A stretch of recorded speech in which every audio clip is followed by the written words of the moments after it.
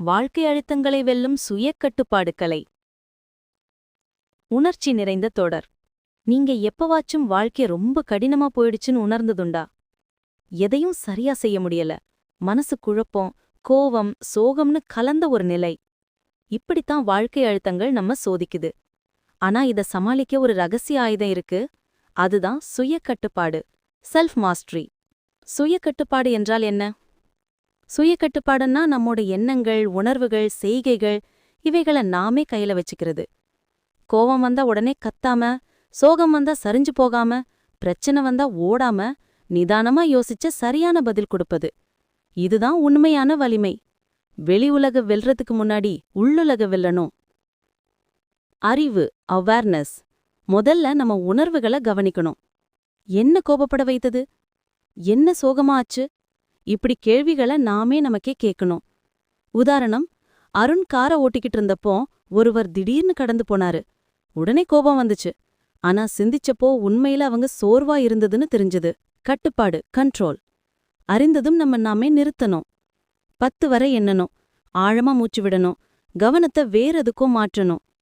சின்ன இடைவெளிதான் பெரிய வித்தியாசம். Reaction minus pass is equal to response. உதாரணம், மாலா தன் பிள்ளை மேல சத்தமா கத்திட்டாங்க. இப்ப அவங்க 10 வரை எண்றாங்க, மூச்சு விடுறாங்க, பிறகு அமைதியா பேசுறாங்க. முடிவு, நல்ல உறவு. வளர்ச்சி, growth. சுயக்கட்டுப்பாடு ஒரு நாள் வேலை இல்ல, தினமும் சிறை இலக்கு வச்சு வளரணும். இன்னைக்கு நான் போக்குவரத்து நெரிசல்ல கோபம் பட மாட்டேன். இப்படி சிறு சிறு இலக்குகள் சேர்ந்து பெரிய மாற்றமா ஆகும். உணர்ச்சியோடு. ரவி, நான் ரொம்ப கோபம் அடிக்கிறேன், முடியல எனக்கு கட்டுப்படுத்த. அனு, கோபம் வரது இயல்பு ரவி, ஆனா அதுக்கு பிறகு நீ என்ன செய்யறன்னு தான் முக்கியம். ஒரு மூச்சு விடு, 10 வரை என்ன, பிறகு பேசு. நீயே உன்னை மாற்ற முடியும். உள்ளத்தின் வெற்றி. வெளியுலக வெல்றதுக்கு முன்னாடி உள்ளுலக வெல்றது தான் உண்மையான ஜெயம்.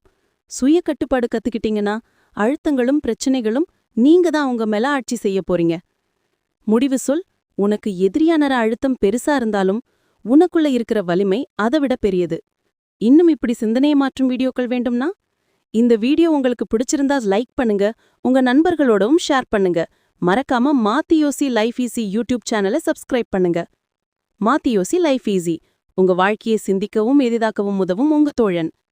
அடுத்த வீடியோவில் இன்னும் பல சிந்தனை மாற்றும் ரகசியங்களோட சந்திப்போம்.